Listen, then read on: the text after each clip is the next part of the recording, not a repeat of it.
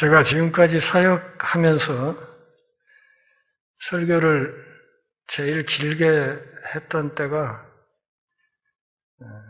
하루 동안 만 12시간을 설교했던 것입니다. 오전 9시에 시작해서 밤 11시까지 점심 1시간, 저녁 먹는 시간 1시간 해서 만 12시간을 대학생들에게 설교했던 적이 있는데 그보다 더 길게 해야 되는 설교가 바로 송구영신 예배 설교입니다. 2022년부터 2023년까지 무려 2년에 걸쳐서 설교를 해야 되기 때문에 굉장히 오래 설교를 해야 되는 것이죠. 좀 가벼운 이야기로 시작을 하고 후반부에 로마서 봉독했던 말씀 중심해서 몇 가지를 잠깐 생각해보고 오늘 말씀을 마치려고 합니다. 얼마 전에 카타르에서 월드컵이 있었습니다. 우리 대한민국 국가대표 축구팀과 관련해서 자주 나왔던 이야기가 하나 있습니다. 그것은 꺾이지 않는 마음이라는 말입니다. 32강 조별 예선에서 우리나라는 우루과이가 비기고 또 가나에 패해서 1승 1무 1패로 승점 1점에 지나지 않았습니다. 마지막 포르투갈전이 남아 있었지만 탈락이 유력시 되는 그런 상황이었습니다. 우리가 마지막에 상대해야 될 포르투갈은 항시 월드컵에서 적어도 4강이나 8강 후보로 꼽히는 강팀이었습니다. 만약에 우리가 마지막 축구 시합에서 포르투갈을 이기고 우루과이가 가나를 이겨준 뒤 그 다음에 우루과이와 득실을 따져야 되는 상황이었습니다. 많은 축구 전문가들은 우리 대한민국의 16강 진출 가능성을 8% 정도로 예측했습니다. 마지막 포르투갈전에서는 가나전 막판에 벤투 감독이 퇴장 명령을 받았기 때문에 벤치에 앉아서 지휘도 할 수 없는 상황이었습니다. 그러나 잘 아시다시피 결과는 우리나라가 포르투갈을 이기고 또 우루과이가 가나를 이겨줌으로써 골 득실에서 아슬아슬하게 한 골 차로 우리가 16강에 진출하게 되었습니다. 많은 전문가들이 대한민국이 16강에 올라갈 확률이 8%라고 했지만 우리 축구 대표팀은 이 8%의 가능성을 100%로 바꾸어 냈습니다. 그래서 온 국민이 환호했지요. 경기 후 선수들의 입에서 한결같이 나왔던 이야기가 우리가 꺾이지 않는 마음이 있었다 하는 말이 나왔습니다. 참 좋은 말이고 우리가 마음에 품어야 될 만한 말이라 이렇게 생각이 되어서 저는 제 주변에 암투병하는 친구들에게 꺾이지 않는 마음을 가지시라 이렇게 덕담을 해드렸습니다. 저는 평생을 지병을 안고 살아온 사람입니다. 6.25 직후 나라가 정말 어렵고 힘들 때 사람들이 먹고 살기 정말 힘들었던 시절 면허 없이 굶기를 밥 먹듯 하던 그 시절에 병원도 없고 의사도 없고 약도 없던 그 시절에 우리 동네에 홍역과 백일해가 동시에 돌았습니다. 그리고 그런 과정에서 우리 동네에서 어린아이들이 여럿 죽었습니다. 그리고 그 죽은 사람 중에 내 2살 아래 여동생도 있었습니다.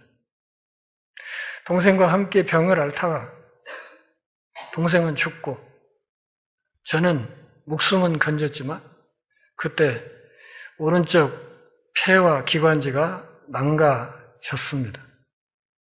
그래서 저는 오른쪽 폐 한가운데 있는 폐 중엽이 없습니다.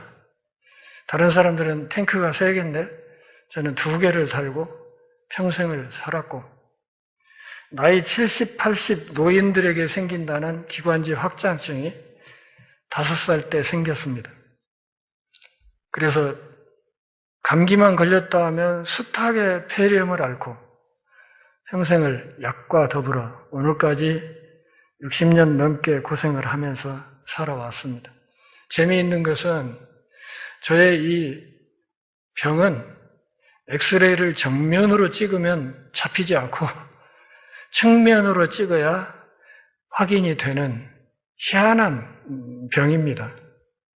그래서 군대 모든 신체 검사를 이상 없이 다 통과했습니다. ROTC 신체 검사도 통과하고 또 임관할 때도 특전사에 가서 정밀 심검할 때도 다 통과를 했습니다. 그래서 군생활을 했습니다. 1970년대 후반에 제가 공수특전단에 차출되어서 공수훈련을 받을 때 매일 아침 폭풍구보로 하루 일과를 시작했습니다. 폭풍구보라는 것은 10km를 달리는데 그것을 100m 달리는 속도로 10km 구간을 끝까지 달리는 것을 말합니다. 그래서 그 구보를 폭풍구보라고 합니다. 뒤에서 교관과 조교들이 몽둥이와 또 낙하산 생명줄에서 뜯어낸 채찍을 들고 인정사정 없이 몰아오기 때문에 안 뛸 수도 없고 처지면 맞아 죽으니까 그냥 죽기 살기로 10km를 100m 달리는 속도로 달립니다. 그것이 폭풍구보입니다. 그 폭풍구보가 끝나가는 10km 거의 꼬린 지점에 항시 똥통이 있었습니다.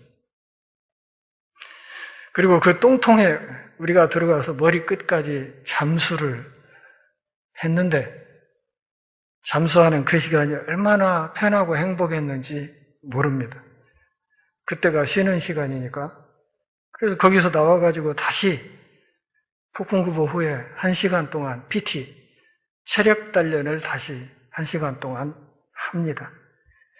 10km 폭풍구보를 하느라고 완전히 몸이 너덜너덜해진 상태에서 다시 1시간 체력 단련을 하는 이 시간은 참으로 인간 체력의 한계를 극한으로 몰아가는 그런 과정이었습니다.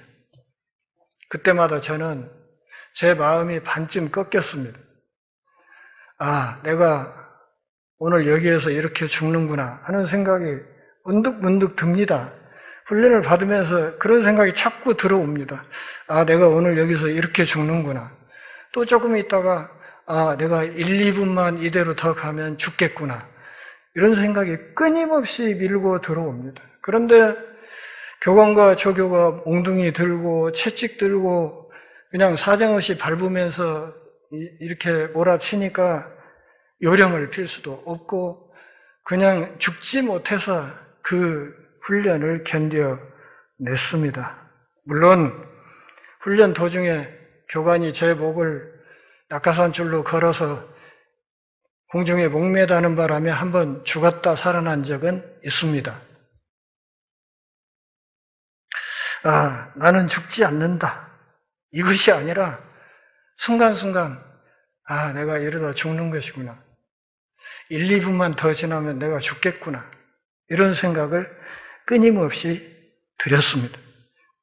그런데 그런 속에서 아까 말씀드린 것처럼 그렇게 망가진 기관지와 폐를 가지고 훈련을 견뎌야 했으니까 어쩌면 다른 특전단원보다 저는 배나 더 힘든 고생을 하고 군대 생활을 했던 셈입니다. 그렇지만 그 몸의 연약함을 핑계로 특전단에서 중도 하차할 생각은 하지 않고 끝까지 견뎌냈습니다. 사람의 정신과 마음은 참으로 무서운 것입니다. 강한 마음과 정신은 때로 육체적인 한계를 훌쩍 뛰어넘는 눈부신 괴력을 발휘하기도 합니다. 어떤 사냥꾼이 아프리카 정글에서 사냥을 하는데 활을 들쳐매고 밀림 속을 이렇게 사냥감을 찾으면서 서성거리는데 어쩌다가 숲 아래를 이렇게 봤더니 커다란 숫사자 한 마리가 당장 이렇게 덤벼들어서 자기를 덮치려고 하는 그런 모습을 봤습니다. 바로 코앞에서. 너무 놀란 나머지 사냥꾼이 얼른 활을 재워가지고 그냥 사자의 이마를 향해서 활을 쏘았습니다. 그랬더니 그 활이 사자의 이마에 정통으로 꽂혔습니다. 그런데 이상한 것은 화살이 사자의 이마에 꽂혔는데 이 사자가 미동도 하지 않는 겁니다. 가만히 그대로 있고 몸부림도 치지도 않고 가만히. 왜 이렇게 이상하지? 해서 가만히 이렇게 살금살금 가서 봤더니 어떤 조각가가 아주 정교하게 숫사자상을 이렇게 새겨가지고 숲속에 이렇게 놔뒀던 거예요. 그런데 그 사자상이 돌로 된 거였어요. 그러니까 석사자상이었단 말이죠. 너무 놀라서 활을 재워서 쐈는데 자기 활이 이 돌 사자상에 이마를 꿰뚫고 박힌 거예요. 그 순간 안심하면서도 사냥꾼이 속으로 내가 이렇게 강궁이었던가? 이렇게 생각을 했어요. 내가 이 정도로 강궁이었던가? 그래서 같은 거리에서 다시 활을 재워가지고 활을 또 막 진짜로 또 들어가는가 보자고 또 썼어요. 들어가긴 뭘 들어갑니까? 그냥 맞자마자 팍 튕기고 결과적으로 하루 종일 그 자리에 서서 활을 쏘았지만 단 한 발도 석사자상을 뚫고 들어가지 못하더라. 그러니까 내가 이 사자에게 잡아먹히는구나 하는 절박한 생의 위기에서 쏘았던 화살이 석사자상을 뚫고 꽂혔는데 정신이 느슨해지니까 다시는 이 화살이 그 사자상을 뚫고 들어가지 못하더라. 그런 말입니다. 6.25 때 이야기입니다. 어떤 사람이 공산당을 피해서 산속에 숨어 있다가 배도 고프고 가족도 보고 싶으니까 몰래 내려와서 집으로 들어왔어요. 그래서 집 골방에서 이렇게 모처럼 집밥 한 그릇을 따뜻하게 몇 술 뜨고 있는데 어떻게 정보가 새가지고 빨치산들이 집 문 앞으로 들이닥칩니다. 너무 놀란 나머지 수저를 던져버리고는 바로 문 열고 나가서 뒷문 나가서 그냥 뒤에 뒷담을 탱자나무 담에 높이가 한 2m 정도 되는데 그걸 그냥 단방에 뛰어서 도망갔다 하는 이야기가 있습니다. 여러분, 국가대표 높이뛰기 선수도 2m 남짓 된 그 탱자나무를 이렇게 뛰어넘어가기 정말 어려운 거예요. 그렇지 않습니까? 그런데 잡히면 죽는다고 생각하니까 그 순간 뜻밖에도 괴력을 발휘해서 그 탱자나무 울타리를 뛰어 넘어갔다 하는 그런 말입니다. 전주열린문교회에 대한 저의 꿈이 있었습니다. 그리고 최근에 교회의 흐름을 여러 각도에서 생각하고 반성도 하고 회개도 하고 그런 시간을 계속 가지고 있습니다. 제 마음속에 가장 중요한 희망은 우리 전주열린문교회가 예전에 그 활달함을 되찾을 수 있는 가능성이 얼마나 될까 하는 것입니다. 카타르 월드컵을 빗대서 말하자면 대략 8% 정도 되는 것인가? 아니면 그 이하인가? 하는 생각이 들 때도 있습니다. 지난 코로나 3년 동안 우리 마음이 어느덧 나도 모르게 그냥 꺾여버린 것은 아닌가? 그런 생각이 들 때도 있습니다. 한 해가 달리 나이 먹으면서 몸도 옛날 같지 않고 먹고 살기도 갈수록 힘들고 하는 일도 별로 성과가 없고 그래서 그냥 에라 모르겠다. 될 대로 되어라 캐세라 세라 하면서 그렇게 그냥 가고 있는 것은 아닌가. 그저 때 되면 와서 예배하고 대충 설교 듣고 그나마도 바쁜 일이 있을 때는 수시로 예배를 건너뛰고 성경 읽기도 기도도 찬양도 섬김도 봉사도 전도도 그냥 그렇게 해도 그만 안 해도 그만으로 그럭저럭 하다가 이런 식으로 우리가 죽을 날만 기다리면서 가는 것은 아닌가. 반쯤 꺾여버린 우리 마음을 다시 일깨워서 꺾이지 않는 마음으로 회복할 길은 없는 것인가. 바로 이런 지점에서 우리는 오늘 로마서에서 말하고 있는 사도 바울의 이야기에 귀를 기울일 필요가 있습니다. 로마서 12장 1, 2절 다시 같이 한번 읽어보실까요? 그러므로 형제들아 내가 하나님의 모든 자비하심으로 너희를 권하노니 너희 몸을 하나님이 기뻐하시는 거룩한 산 제물로 드리라. 이는 너희가 드릴 영적 예배니라. 너희는 이 세대를 본받지 말고 오직 마음을 새롭게 함으로 변화를 받아 하나님의 선하시고 기뻐하시고 온전하신 뜻이 무엇인지 분별하도록 하라. 오직 마음을 새롭게 함으로. 사도 바울은 12장 1절을 그러므로라는 말로 시작했습니다. 이 그러므로라는 말이 사실은 굉장히 어려운 말입니다. 왜냐하면 이 그러므로라는 말은 로마서 1장에서 11장 36절까지 사도 바울이 했던 모든 이야기를 한꺼번에 뭉뚱그린 것이 이 그러므로라는 말입니다. 그러므로 이 그러므로라는 말을 우리가 이해하려면 1장 1절부터 11장 36절까지의 큰 흐름을 잘 살펴볼 필요가 있습니다. 1장 1절부터 17절까지에서 사도 바울은 예수 그리스도의 복음에 대해서 설명했습니다. 이 예수 그리스도의 복음에는 하나님의 의가 담겨 있다.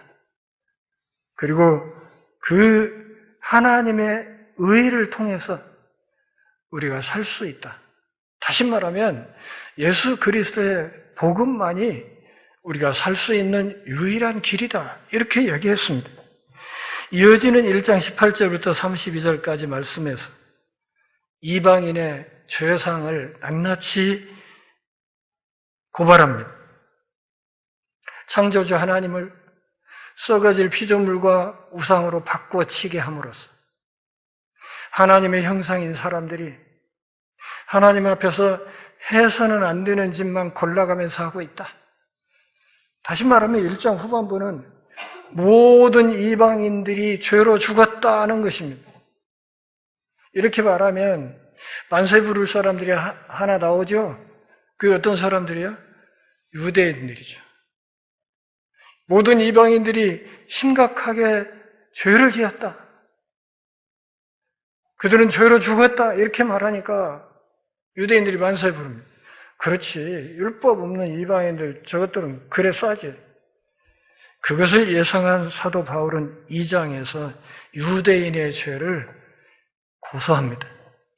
그러면 유대인들 너희들은 죄가 없을 것 같은가? 천만의 유대인도 하나님 앞에 심각한 죄인이다. 이렇게 말해요. 그리고 3장에서는 유대인과 이방인을 구분하지 않고 온 인류를 싸잡아서 인류 전체에 대한 사형을 선고합니다. 3장 10절 뭐라고 되어 있어요? 의인은 없나니 하나도 없다. 이렇게 말함으로써 인류 전체에 대한 사망을 선고합니다. 그리고 4장에 가서 오직 믿음으로 의롭다 함을 얻는다는 이야기를 하면서 그럼에도 불구하고 온 인류가 다 죽게 되었지만 살 길이 있다. 예수를 믿음으로 의롭다 함을 받을 수 있다. 어떤 행위를 하지 않더라도 예수를 믿는 그 믿음을 하나님께서 의로운 행위로 인정하신다. 4장 5절에서 그렇게 얘기를 했죠.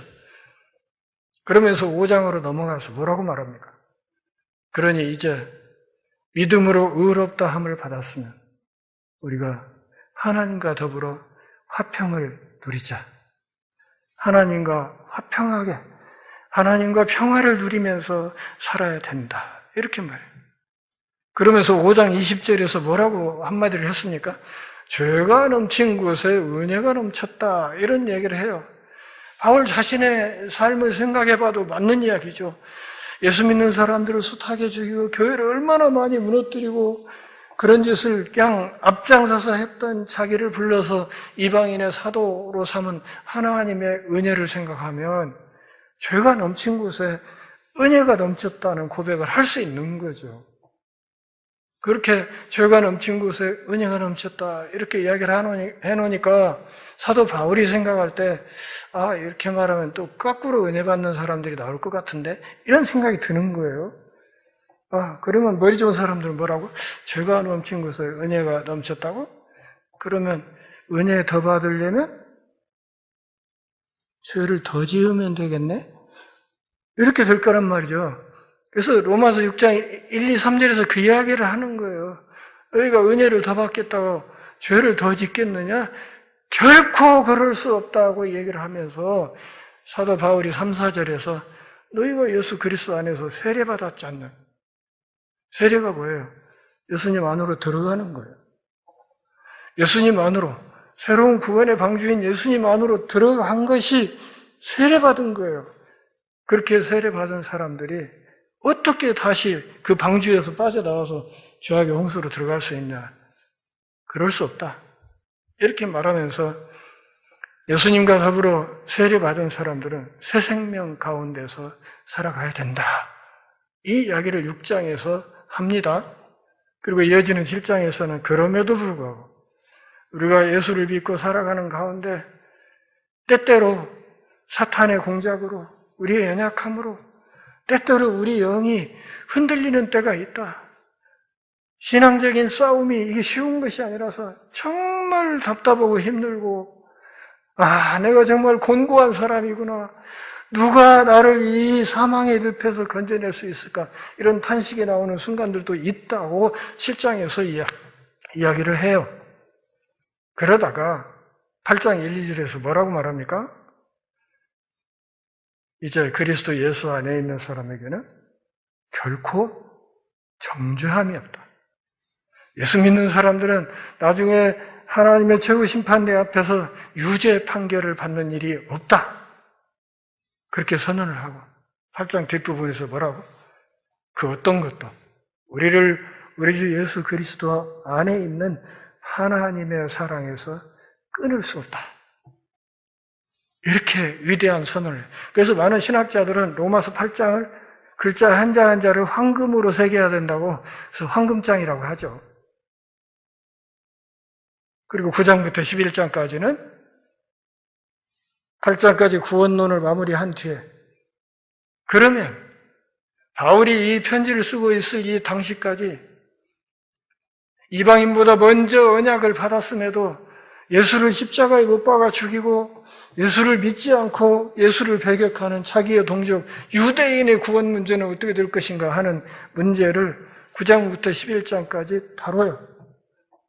다루면서 접붙임의 원리, 이방인 먼저의 구원론을 펼칩니다.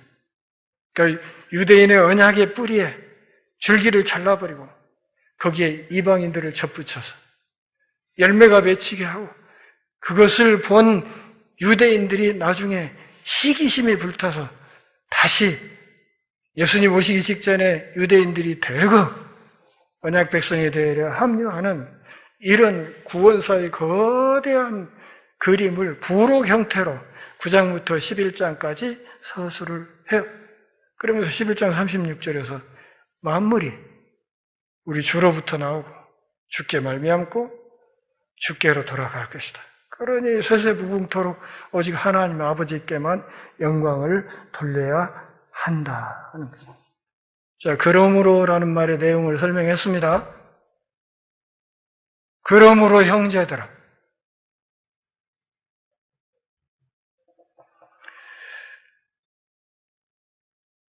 8장에서 정말 중요했던 말 하나가 있습니다. 8장 15절을 좀 보실까요?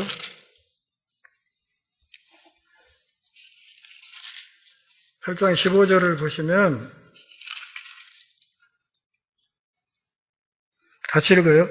너희는 다시 무서워하는 종의 영을 받지 아니하고 양자의 영을 받았으므로 우리가 아빠 아버지라고 부르짖느니라. 이 아빠 아버지라는 말이 있습니다. 이 말은 마가복음 14장 36절 예수님의 겟세마네 기도 내용에서 나왔던 바로 그 말입니다. 십자가를 앞에 두고 당신의 몸을 대속제물로 내어주시기 직전에 예수님이 아버지께 드렸던 그 기도문 가운데 아빠 아버지란 말이 있었는데 이 말이 지금 로마서 8장 15절에 들어와 있는 것입니다. 구원받았다는 것은 하나님을 아빠로 부를 수 있는 것이다. 그래서 요한복음 1장 12절에서 믿는 자에게는 하나님의 자녀가 되는 권세를 주신다. 이렇게 이야기를 한 거예요. 하나님의 자녀가 됐다는 것은 그 하나님이 그 사람에게 뭐가 아빠가 되신다 그런 뜻이죠. 이렇게 우리가 하나님 앞에서 예수 그리스도의 복음으로 말미암아 구원을 받았으므로 형제들아, 예수 그리스도를 믿음으로 의롭다 함을 얻어서 구원받은 사람들아, 이제는 우리의 몸을 산 제물로 드리는 삶을 살아야 된다. 그렇게 말하는 겁니다. 구약시대 제사는 산 짐승들을 죽여서 드리는 제사였지만 신약시대 하나님의 백성들의 제사는 삶의 제사로서 변화된 삶을 살아가는 하나님의 자녀로서 하나님을 아빠로 부르는 사람으로서 드리는 거룩한 삶의 제사라고 이야기를 하는 것입니다. 하나님께 돌아와서 하나님과 함께 사는 신자들의 삶, 그것이 하나님께 드리는 제사고 하나님께 올리는 제물이라고 말하는 것입니다. 더 요약하면 아빠 하나님과 동행하는 삶, 이게 우리가 드려야 될 산 제사다. 그럼 여러분, 아버지 있죠? 돌아가신 분이라도 아버지가 있었어요. 분명히. 그 아버지와 함께 손잡고 가는 거 얼마나 좋습니까? 안 그래요? 아빠와 함께 가는 거, 아빠와 함께 가는 삶 얼마나 좋습니까? 저는 어렸을 때 우리 집안 고모들이 얼마나 무서운 도깨비 이야기를 많이 해줬는지 그냥 저녁만 되면 무서워서 오돌오돌 떨었어요. 뭐 나가면 뭐 빨간 도깨비가 나왔고 뭐 어쩐다는 별의별 그 도깨비 얘기가 많았지 않습니까? 요즘 아이들은 그거 잘 모르는 것 같아. 뭐 도깨비를 만나면 웩다리를 걷어서 무엇이었죠. 아침에 있나부터 불타다만 뭐 수수빗자루였다느니 뭐 그런 얘기 많이 했잖아요. 그러니까 그런 얘기를 너무 많이 들어서 무서워갖고 밤에 못 나갔어요. 그때는 화장실이 마당 건너서 저쪽 있었잖아요. 실내에 있는 게 아니고. 그랬는데도 아무리 저녁 시간에도 아버지 등짝에 엎혀서 동네 골목길을 갈 때는 세상에 그렇게 좋을 수가 없었어요. 신앙인의 삶이라는 건 뭐라? 아빠, 아버지와 동행하는 삶. 아빠, 아버지의 등에 업혀가는 삶.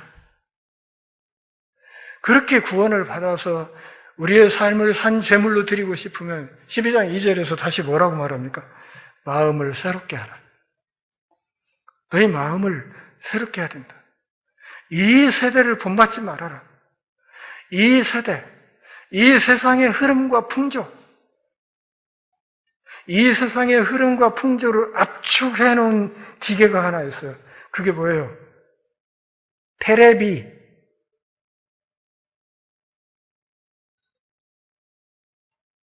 일주일에 텔레비전 몇 시간 보세요?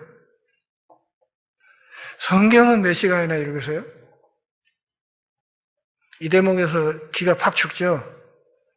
저는 우리 교우들에게 늘 텔레비전 보는 시간에 절반만 성경 읽으라고 말씀드렸어요. 똑같이 읽지 말고. 텔레비전 2시간 보면 성경은 1시간 읽어야 한다, 그 말이죠. 이 세대를 본받지 말아라. 마음을 새롭게 해라. 꺾이지 않는 마음을 회복해라. 그래야 변화를 받을 수 있고, 그래야 하나님의 뜻을 분별할 수 있다. 그런데 그 하나님의 뜻이라는 것은 하나님이 보시기에 선한 것이고, 하나님이 기뻐하시는 것이고, 하나님 보시기에 온전한 것이라고 사도 바울은 이야기를 했습니다. 하나님의 이 뜻을 분별해야 하나님을 기쁘시게 하는 산 제사를 드릴 수 있다는 것입니다. 아빠, 아버지와 동행하는 삶에서 아버지를 기쁘게 하는 게 뭘까요? 뭘까요? 아빠가 하기를 원하는 것을 하는 게 아니겠어요? 근데 내 아빠가 정말 뭘 원하는지를 알아야 그걸 하죠. 그렇지 않겠습니까? 사랑하는 동역자 여러분, 계속 이대로 갈 수는 없는 것 아니겠습니까? 뭔가 새로운 출발점을 마련해야 하는 것 아닌가 하는 생각을 합니다. 저는 한 해가 바뀌는 이 시점, 이미 2023년이 됐어요. 2023년 1월 1일입니다. 한 해가 바뀌는 이 시점을 저는 그냥 요즘 젊은 사람들이 흔히 하는 말로 그냥 매트릭스라고 생각을 합니다. 영화 매트릭스 보셨어요? 영화도 잘 보셔야 돼요. 왜냐하면 거기에도 하나님의 말씀을 뒷받침할 수 있는 중요한 진리들이 곳곳에 많이 깔려 있습니다. 그러니 목사가 얼마나 바쁘겠어요. 어디 교회냐? 그 박영선 우리 선배 목사님은 목사 무지하게 바쁜 거야 하면서 그러셨는데, 그 양반 당구가 만당구예요. 당구가 만이에요. 교회 내 대학생들이 목사님을 이겨먹들 못해. 근데 대학생들하고 당구장에서 당구 치시면서 했던 얘기, 목사 엄청 바쁜 거야. 당구도 쳐야지, 텔레비도 봐야지, 신문도 봐야지, 성경도 읽어야지, 설교 준비도 해야지, 뭐 무지하게 바쁜 거야. 그랬던 적이 있습니다. 컴퓨터 프로그래머였던 토마스 앤더슨이라는 사람이 있습니다. 프로그램을 만드는데 가끔씩은 해킹도 한 번씩 하고 그렇게 살던 사람이었습니다. 그러다가 어느 날 그 프로그램 안에서 뭔가를 발견을 했습니다.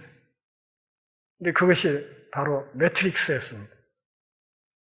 그 매트릭스 안에서 새로운 세계가 열리고, 그 새로운 세계에서 토마스 앤더슨은 네오라는 이름으로 활약을 합니다. 그 안에서 그는 마치 신처럼 전지전능한 능력을 발휘하는 그런 능력자로 그 안에서 살아갑니다. 그러니 얼마나 좋겠어요? 그 매트릭스 안에만 들어가면 그냥 자기가 전능자가 되고 모든 걸 다 할 수 있는데, 그러던 어느 날 모르페우스라는 사람이 그에게 두 종류의 알약을 들고 와서 이야기합니다. 알약 하나는 이걸 먹으면 이 매트릭스를 빠져나와서 원래의 너의 모습, 원래의 너의 토마스 앤더슨으로 돌아간다. 단 이 약을 먹고 나면 다시는 매트릭스 안으로 들어오지 못한다.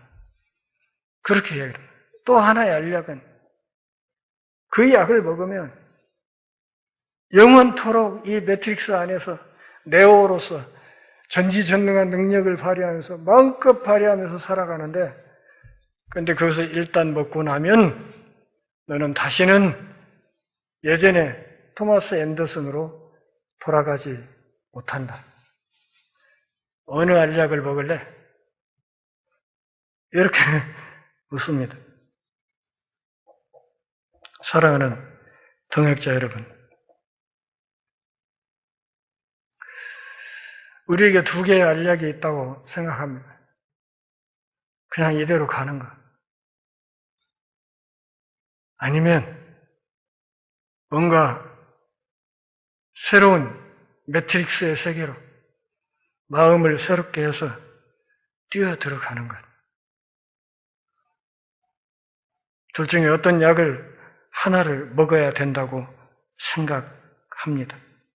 마음을 새롭게 한다는 것은 어떤 의미에서는 회개한다는 뜻과도 관계가 있습니다.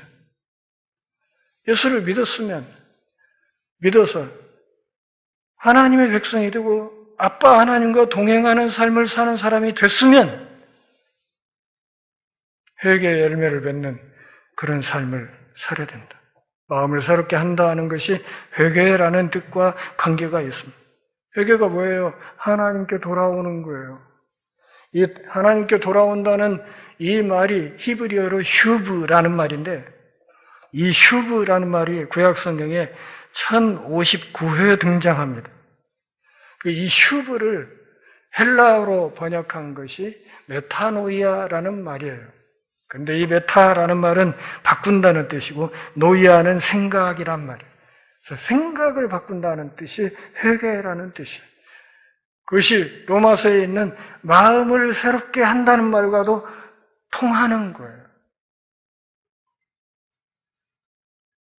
마음을 바꾸고 생각을 바꾸어서 하나님께로 돌아오는 것, 그것이 회개이고, 삶의 방향과 가치관을 바꾸는 것, 그것이 회개이고, 그리고 용서받은 삶을 살면서 아빠 하나님과 동행하는 그것이 우리의 삶을 산 제사로 하나님께 드리는 그런 것이다. 그 말입니다.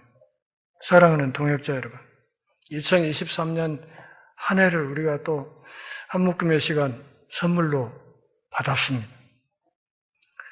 12월 마지막 날까지 우리가 하나님 앞에서 결단해야 될 것이 있을 것이고, 작년에 잘했던 건 더 발전시켜 나가야 하고, 부족하고 아쉬웠던 것은 보충하고 채워나가는 그런 결단이 있어야 할 것입니다. 잘해보자, 마음을 새롭게 하자, 이 말이 너무 벙벙할 것 같아서 제가 아주 작은 목표 하나를 제시합니다. 오늘 순서지 맨 위에 제목이 뭐로 되어 있습니까? 우리 가문을 예수 품으로. 올 한 해의 목표를 가족 복음화로 삼습니다. 여러분, 사랑하는 가족 중에 아직 예수 믿지 않는 사람들, 올 한 해 기도하면서 악착같이 전도해서 믿음의 길로 나올 수 있도록 도와주실 수 있기를 바랍니다. 이 한 가지 목표를 한 해 동안 온 교회가 마음을 다해서 실천해 나갈 수 있기를 바랍니다. 마음을 새롭게 함으로 그 일이 가능할 것이라 생각합니다. 기도하겠습니다. 하나님 아버지, 2023년 새해 첫날이 밝았습니다. 새로운 한 해 허락하신 하나님의 뜻이 있을진데 그 뜻을 잘 분별하고 이 세대를 본받지 않고 마음을 새롭게 함으로 변화받아서 아빠, 아버지와 동행하는 행복한 여정이 되게 하옵소서. 예수님의 이름으로 기도합니다. 아멘.